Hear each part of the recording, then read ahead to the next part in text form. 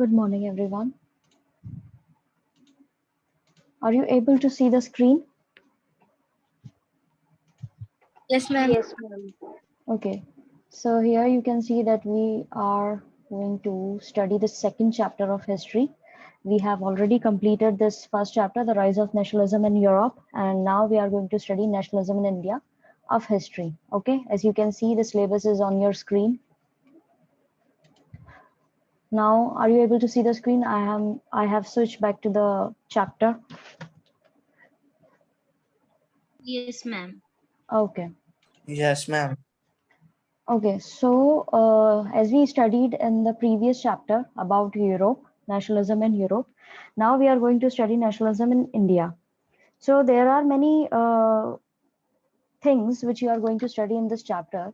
Basically, how India evolved during this period and how India became modern and what were the things that happened during this period. Everything is mentioned in this chapter. So let's study. As you have seen, modern nationalism in Europe came to be associated with the formation of national state. अब क्या, जैसे कि आपने पहले पढ़ा है पहले वाले चैप्टर के अंदर कि किस तरीके से यूरोप के अंदर नेशनलिज्म जो है वो किस तरीके से इवॉल्व हुआ था, कैसे वहां पर उन्होंने नेशन स्टेट्स को फॉर्म किया था, वो सारी चीजें आपने इससे पहले वाले चैप्टर में पढ़ ली हैं। यहाँ पे भी आपको उसी तरह की चीजें देखने को मिलेंगी, बस डिफरेंस थोड़ा सा ये होगा कि यहाँ पे नेशन स्टेट्स नहीं होंगे, प्रॉपर एक नेशन के बारे में बात होगी और किस तरीके से उन लोगों ने अपने देश के अंदर देशभक्ति की जो भावना है, नेशनलिज्म की जो भावना है, वो कैसे उन्होंने इवोक करी थी उस समय में, वो सारी चीजें आपको देखने को मिलेगी। क्या क्या उस समय में उन्होंने स्ट्रगल्स देखे हैं, क्या क्या उनके साथ में जो दिक्कतें आई हैं, जो एक्सप्लॉयटेशन उनके साथ में किया गया है, उसके बाद उनके अंदर ये भावना कैसे आई, कौन कौन से लीडर्स हुए, क्या क्या मूवमेंट्स हुए, वो सारी चीजें आपको इसके अंदर पढ़ने के लिए मिलेंगी। It also meant a change in people's understanding of who they were and what defined their identity and sense of belonging. यहाँ पर इसके अंदर ये भी आपको समझने को मिलेगा कि किस तरीके से लोगों ने इस चीज को समझा कि वो क्या है और क्या उनकी पहचान है और क्या उनकी चीज जो है उनके ऊपर है, मतलब एज इन की उनको बिलोंग करती है, क्या उनके हक में है, उनका देश है, कितना हिस्सा और क्या क्या चीजें वो उन्हीं की हैं, और ये लोग बाहर से जो आए हुए हैं वो किस तरीके से उस चीज को उनसे ले जा रहे हैं या उनको अपनी ही धरती पर किस तरीके से एक्सप्लॉइट कर रहे हैं, वो सारी चीजें देखने को मिलेंगी। New symbols and icons, new songs and ideas forged new links and redefined the boundaries of communities. नए सिंबल्स आए, नए आइकन्स आए, नए गाने आए, नए आइडियाज आए, जिससे सबके अंदर ये भावना जो है, कम्युनिटीज के अंदर जो ये इनके पहले डिफरेंसेस थे उसको साथ में इन लोगों को लेकर के आए, एज इन कि हम सब एक ही देश के वासी हैं। और आपने जैसे देखा होगा कि पहले के ज़माने में बहुत सारे देशभक्ति वाले गाने बने हैं जिससे लोगों के अंदर वो वाली भावना जो है वो बहुत जल्दी इवोक होती थी, तो वही सारी चीज़ें इस दौरान हुई हैं। In most countries, the making of this new national identity was a long process. अधिकतर कंट्रीज जो रही हैं उनके अंदर ये नेशनलिज्म वाली भावना या नेशनल आइडेंटिटी वाली भावना ने बहुत समय लिया है। How did this consciousness emerge in India, तो इंडिया के अंदर ये जो भावना ही किस तरीके से इमर्ज हुई, कैसे आई, वही सारी चीजें अब हम पढ़ेंगे। In India and as in many other colonies, the growth of modern nationalism is intimately connected to the anti-colonial movement. अब इंडिया हो या इंडिया की तरह ही बाकी कॉलोनीज हो, आपको पता होगा कि कॉलोनीज क्यों बोला जाता है। जो कॉलोनाइजेशन किया गया था, जो ब्रिटिशर्स आए थे और जो बाकी दूसरे इंपीरियल स्टेट्स आ गई थी और वो रूल करने लगी थी दुनिया के अलग अलग कंट्रीज के ऊपर, और उन्होंने वहां पर कॉलोनीज बना दी गई थी, तो इस हिसाब से यहाँ पे कॉलोनीज उनको बोला जाता है क्योंकि वो उनकी बनाई हुई थी। तो ये नेशनलिज्म की भावना तब आई लोगों के अंदर जब उन लोगों ने इसके खिलाफ एक मूवमेंट शुरू करा जिसको बोला जाता है एंटी कॉलोनियल मूवमेंट या anti colonial movement in Indian accent. ठीक है, तो इस तरह की चीजें वहां पर हुई, तब उनके अंदर ये भावना आई कि हमें इन लोगों को हमारे देश से बाहर निकालना है, ये दूसरे देश को बिलोंग करते हैं और हमारे ही देश पर आकर के हम ही लोगों पर हुकूमत कर रहे हैं, तो ये चीज हमें हटानी होगी। People began discovering their unity in the process of their struggle with colonialism. अब लोगों ने उस समय में ये चीज डिस्कवर करी कि कैसे हम साथ में मिलकर के इस स्ट्रगल को अंजाम दे सकते हैं और इस चीज को यहाँ से हटा सकते हैं। The sense of being oppressed under colonialism provided a shared bond that tied many different groups together. ये लाइन काफी इम्पोर्टेंट है कि ये जो कॉलोनियल रूल चल रहा था, वो लोग आकर के जो दबा रहे थे लोगों को, तो ये जो वो ऑप्रेस कर रहे थे, तो वो एक जिन लोगों को वो दबा रहे थे, वो लोगों के बीच में एक भावना उठी जो अलग अलग ग्रुप्स को बिलोंग करते थे। एज यू नो, हमारे इंडिया के अंदर भी काफी डाइवर्सिटी है, काफी अलग अलग रिलीजन के लोग हैं। अब उन सभी के ऊपर ये लोग आकर के हुकूमत कर रहे थे, तो वो जो भावना थी कि देखो हमें भी दबाया जा रहा है, तुम्हें भी दबाया जा रहा है, तो ये सेम चीज है, तो उनका एक बॉन्ड बना। इस तरीके से उनको ये चीज समझ में आई, जिससे अलग अलग ग्रुप के लोग साथ में इकट्ठे हुए और उन्होंने मिलकर के इसके खिलाफ आवाज उठानी शुरू करी। हर जो क्लास थी, हर जो ग्रुप था, अलग अलग कम्युनिटी थी, अलग अलग लोग थे, उन सबको ये चीज अलग अलग एक्सपीरियंस हो रही थी। उनको दबाया तो जा ही रहा था, कॉलोनिज्म के उनके ऊपर इफेक्ट भी अलग अलग हो रहे थे, लेकिन एक चीज उनके समझ में आ चुकी थी कि ये अब हमें इससे आजादी चाहिए। अब किसी के ऊपर अलग तरह के अत्याचार हो रहे थे, किसी और के ऊपर अलग तरह के अत्याचार हो रहे थे, किसी और के ऊपर अलग, लेकिन अत्याचार तो सबके ऊपर हो रहे थे, दबाया सबको जा रहा था। तो उनके अंदर बस एक भावना जो थी वो जागृत हो चुकी थी, एवोक हो चुकी थी कि अब हमें सबसे फ्रीडम चाहिए और वो हम लेके रहेंगे। तभी हो पाएगा जब हम यूनिटी से काम करेंगे। But each class and group felt the effects of colonialism differently. Their experiences were varied and their notions of freedom were not always the same. अब वैसा ही मैंने जैसे भी आपको बताया कि हर क्लास हर ग्रुप को अलग अलग कॉलोनिज्म के इफेक्ट दिख रहे थे, उनको दबाया जा रहा था, उनके एक्सपीरियंस बहुत डिफरेंट थे, और उसी तरीके से उनके फ्रीडम के जो भी तरीके थे पाने के कि हमें आज़ादी चाहिए, वो भी थोड़े से डिफरेंट थे। The Congress under Mahatma Gandhi tried to forge these groups together within one movement, but the unity did not emerge without conflict. अब जैसा कि आपको पता है कि कांग्रेस जो है एक ऐसी इकलौती पॉलिटिकल पार्टी है जो काफी समय से हमारे देश के अंदर काम कर रही है। तो यहाँ पे भी वही चीज आपको देखने को मिलेगी कि कैसे यहाँ पे महात्मा गांधी जो है उन्होंने इंडिया के अंदर कोशिश करी है कि उस समय में कोशिश करी थी कि सारे ग्रुप्स को साथ में लेकर के आया जाए, और वो भी एक मूवमेंट के तहत उन्होंने ये कोशिश करी थी। लेकिन ये सबको साथ में लेकर के आना इतना आसान नहीं था, एकदम से यूनिटी उन लोगों के अंदर वो करना इतना आसान नहीं था, क्योंकि यूनिटी के साथ में उनके ऑब्वियसली बात है, जब सबकी अलग अलग उनके नोशंस हैं, अलग अलग उनकी व्यू पॉइंट्स हैं आज़ादी को लेकर के, या उनके ऊपर जो ऑपरेशन किया जा रहा है उसके ऊपर, तो कॉन्फ्लिक्ट होना आम बात थी। अब आप अगर आप आगे बड़ी क्लास में 11th-12th में आर्ट्स लेती हो, तब आपको पता पड़ेगा कि हिस्ट्री के अंदर कि किस तरीके से इन्होंने बहुत मुश्किल से अलग अलग जो रिलीजन के कम्युनिटी के लोग थे उनको कैसे साथ में लेकर के ये लोग आए थे, और क्या क्या उनके कॉन्फ्लिक्ट्स हुए थे। इतना आसान नहीं था अब एक साथ इनको लेकर के आना। ठीक है, यूनिटी कह देने से नहीं आ जाती, बहुत ज़्यादा दिक्कतें होती हैं सबको साथ में लेके आने में। सो आई होप आपको ये समझ में आया होगा। If you have any problem you can ask me. अभी के जो 2 पैराग्राफ्स पढ़ाए हैं इनमें अगर आपको कोई दिक्कत आई है तो आप लोग पूछ सकते हैं। Ma'am, what is the meaning of forge? Sorry, जबरदस्ती किसी चीज पर लागू करना, इम्पोज करना।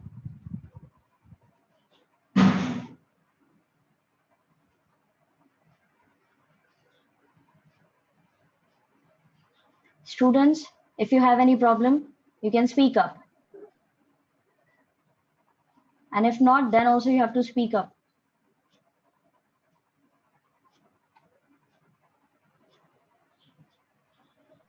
No, ma'am. No problem. Okay. In an earlier textbook, you have read about the growth of nationalism in India up to the first decade of the 20th century. आपने पहले की जो किताब है उसके अंदर पढ़ा होगा कि नेशनलिज्म कैसे इंडिया के अंदर इवोक हुआ था 20th century के अंदर. In this chapter, we will pick up the story from 1920s and study the non-cooperation and civil disobedience movement. अब इस चैप्टर के अंदर हम स्टोरी उठाएंगे 1920 से, और जो नॉन कॉपरेशन मूवमेंट और सिविल डिसोबीडियंस मूवमेंट्स रहे हैं उनके बारे में पढ़ेंगे। We will explore how the Congress sought to develop the national movement, how different social groups participated in the movement, and how nationalism captured the imagination of people.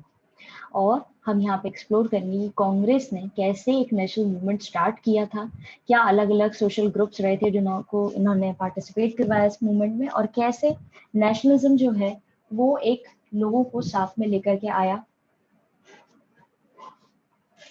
और आगे जाकर के फिर एक उसको प्रॉपर शेप दिया. So here is a picture of 6 April 1919. Mass processions on the streets became a common feature during the national movement.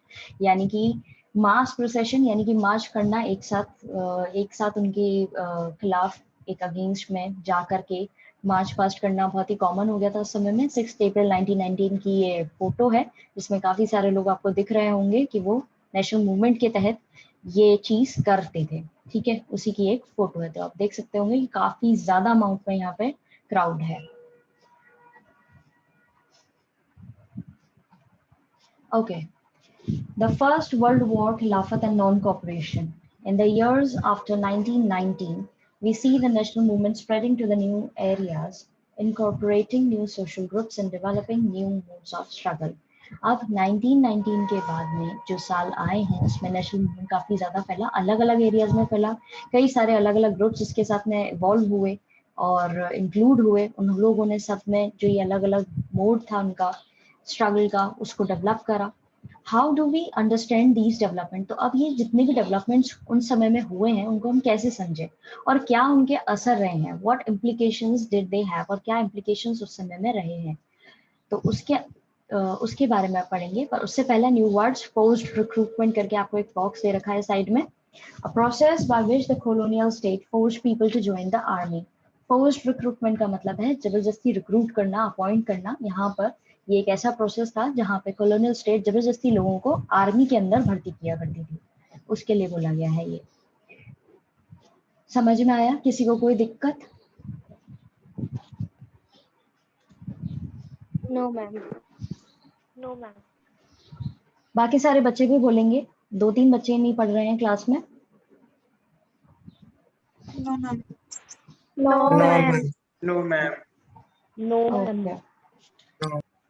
First of all, the war created a new economic and political situation. अब जब ये war था तो उससे सबसे पहले क्या create हुआ था, एक नया आर्थिक और राजनीतिक situation उनके सामने आई थी. It led to a huge increase in defense expenditure, which was financed by war loans and increasing taxes. Custom duties were raised and income tax introduced. अब ये क्या हो रहा था, जो ब्रिटिशर्स हमारे यहाँ रूल कर रहे थे वो जबरदस्ती, अब इनकी लड़ाइयाँ हो रही थी बाकी के देशों से. ठीक है, तो वहां पर अपनी सेना के तौर पे इंडियंस को ही अपॉइंट करके रिक्रूट करके वहां पे उनको भेज देते थे कि हमारे देश के लिए लड़ो. तो उसका असर हमारे देश पर क्या आ रहा था, यहाँ पे नई आर्थिक और राजनीतिक सिचुएशंस देखने को मिल रही थी, क्योंकि डिफेंस एक्सपेंडिचर बहुत ज्यादा बढ़ रहा था, एज इन की अब ये आर्मी के ऊपर खर्चा ज्यादा हो रहा था. तो उसका असर हमारे ही देश पे हो रहा था और हमारे ही देश के लोग लड़ रहे थे और वो अपने देश के लिए नहीं लड़ रहे थे, वो ब्रिटेन के लिए लड़ रहे थे और उनके लिए वो शहीद हो रहे थे. तो वो अपने आप से काफी ज्यादा कॉम्प्लिकेटेड चीज हो रही थी. तो उसकी वजह से क्या हुआ कि यहाँ पे डिफेंस एक्सपेंडिचर बढ़ा, यानी आर्मी का खर्चा बढ़ा, और उसके लिए और ये वॉर लोन्स जो होते हैं जब लड़ाइयाँ होती हैं तो ऑब्वियस सी बात है कि वो ही उनको फाइनेंस कर रहे थे. उसका रीजन ये था कि पैसा निकालने का तरीका ये था कि टैक्सेशन जो है वो ज्यादा बढ़ रहा था, तो टैक्सेस बढ़ रहे थे. Custom duties were raised and income tax introduced. अब कस्टम ड्यूटीज बढ़ा दी गई थी और इनकम टैक्स जो है वो भी इंट्रोड्यूस किया गया था. तो वो सारी चीजें इंडियंस पे ही लागू करी जा रही थी. Through the war years, prices increased, doubling between 1913 and 1918 and leading to extreme hardship for the common people. अब महंगाई इतनी ज्यादा बढ़ रही थी, टैक्स इतने बढ़ गए थे जो यहाँ के लोगों से वसूले जा रहे थे, और प्राइसेस जो है 1913 से 1918 के बीच में डबल हो गई थी. और इसका सबसे ज्यादा असर यानी सबसे ज्यादा हार्डशिप्स किसको देखनी पड़ रही थी, जो आम आदमी है उसको देखनी पड़ रही थी. सारी दिक्कतें आम आदमी को ही झेलनी पड़ रही थी. Villages were called upon to supply soldiers, and the forced recruitment in rural areas caused widespread anger. अब villages जो थे उनको बुलाया जा रहा था कि soldiers supply करो, यानी कि यहाँ के जितने भी गांव हैं उनको बोला जा रहा था कि वहां से लोगों को बोला जा रहा था, जो इनके ऑफिसेस थे, कि भाई यहाँ से लोगों को भेजो, जबरदस्ती भर्ती कराओ, जैसे कि मैंने आपको बताया था फोर्स रिक्रूटमेंट के बारे में। और वो बेसिकली रूरल एरिया से ही करे जा रहे थे, जिसके कारण वहां पे बहुत ज्यादा गुस्सा भर चुका था लोगों में कि हाँ, एक तो हमारे देश के लोगों को ले जा रहे हैं मारने के लिए, जबरदस्ती आर्मी में भर्ती कर रहे हैं, दूसरी जगह पे भेज रहे हैं, और वहां पे लोग मतलब कुछ हमारे देश को मिल भी नहीं रहा है और हमारी ही मार हो रही है जबरदस्ती। तो उसके कारण गुस्सा लोगों के अंदर भर रहा था। Then in 1918 and 1920 to 21, crops failed in many parts of India, resulting in acute shortage of food. अब देखो, पहली बात तो टैक्सेशन बहुत ज्यादा करा, इनकम टैक्स लगा दिया, रेट्स जो है वो बढ़ा दी। उसके बाद में जबरदस्ती लोगों के ऊपर जब टैक्स बढ़ गए, और वैसे ही दिक्कतें थी, ये लोग वैसे ही बहुत ज्यादा टैक्सेशन इनका लगा हुआ था, ये ज्यादा वसूली करते थे। उसके बाद में यहाँ के लोगों को ले जाकर के वहां पे भर्ती कर रहे हैं मरने के लिए, क्योंकि उस समय में वर्ल्ड वॉर वो सब चीजें चल ही रही थी, तो वो वैसे ही दिक्कत में थी। फिर उसके बाद में इंडिया के साथ में और ये दिक्कतें आई कि यहाँ पे क्रॉप्स फेल्ड हो गई, यानी कि अच्छी फसल नहीं होगी, हार्वेस्टिंग अच्छे से नहीं हुई, खाने की कमी हो गई। और ये सब हुआ 1918 से 19 और 1920 से 21 के बीच में।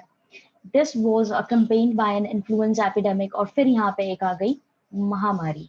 ठीक है, वो कैसी? इन्फ्लुएंजा। उस समय में बीमारियां इतनी ज्यादा एक्सट्रीम नहीं हुआ करती थी, जो बेसिक बीमारियां हुआ करती थी उससे ही काफी ज्यादा दिक्कत हो जाती थी, कि उस समय में इतना एडवांसमेंट नहीं आया था मेडिकल साइंस के अंदर।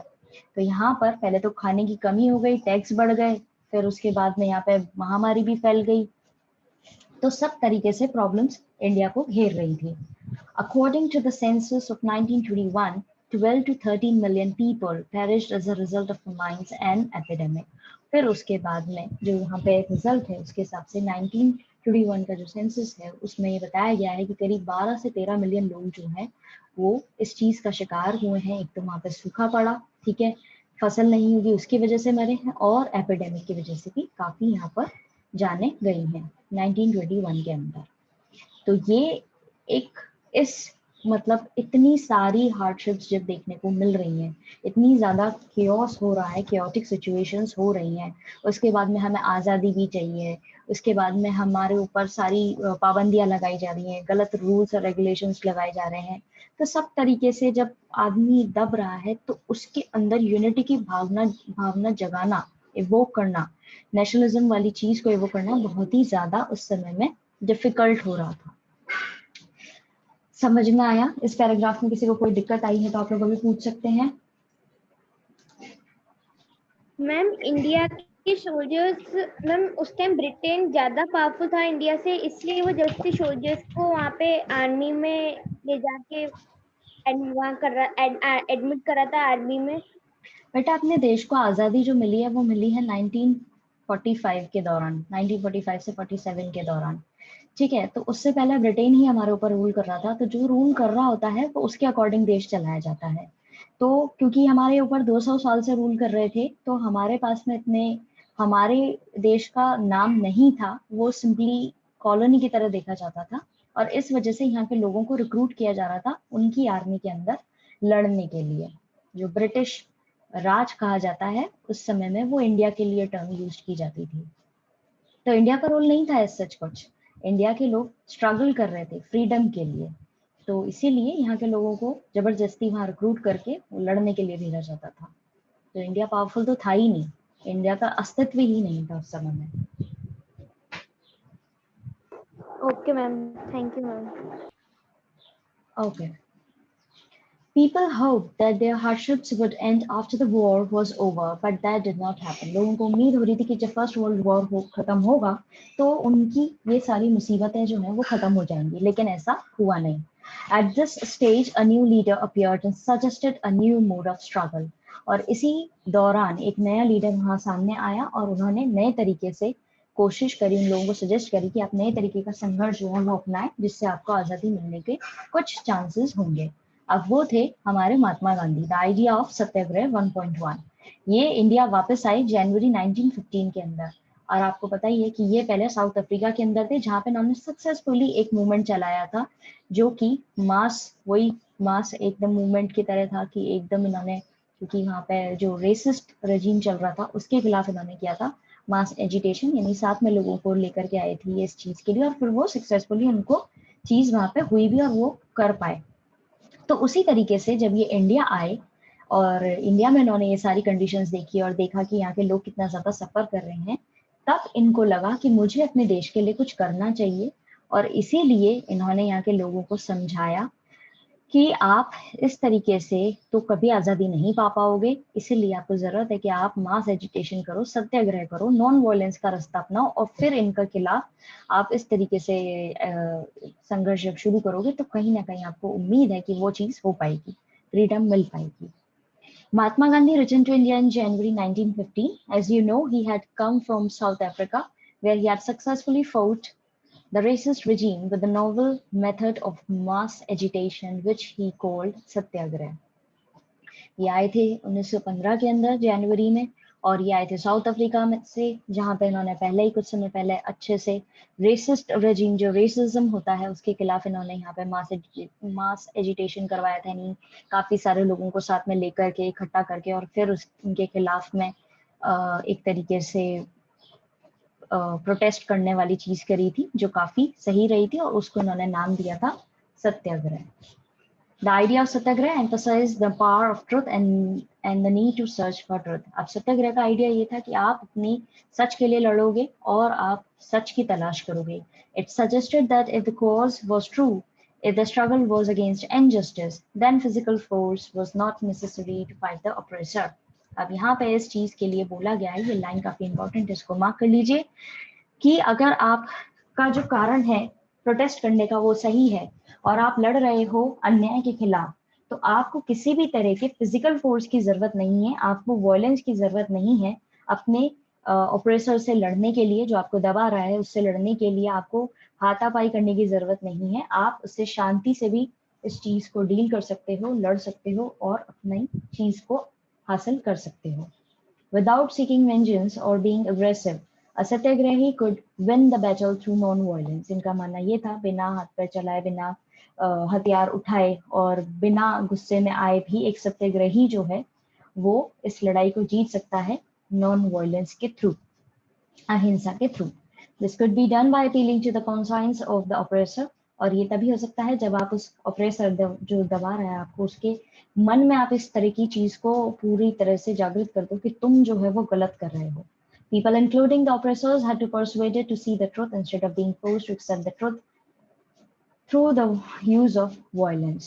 लोगों को जरूरत है, इंक्लूडिंग द ऑपरेसर, उनका मानना ये था कि भाई आप सच को दिखाओ, सच को उनके दिमाग में अच्छे से डालो कि आप जो कर रहे हो वो गलत कर रहे हो, और बिना यूज करे वायलेंस का.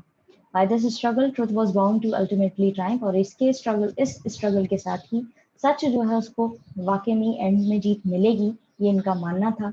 Mahatma Gandhi believe that this धर्म of non violence could unite all Indians. और उनका मानना ये था, ये जो धर्म है अहिंसा वाला, ये सारे इंडियंस को साथ में लेकर के आएगा. समझ में आया? किसी को कोई दिक्कत?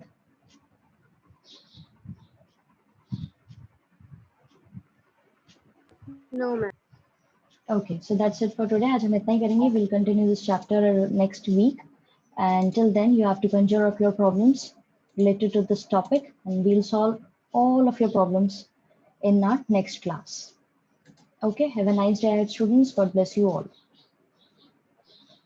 Thank you, ma'am. Bye, ma'am. Thank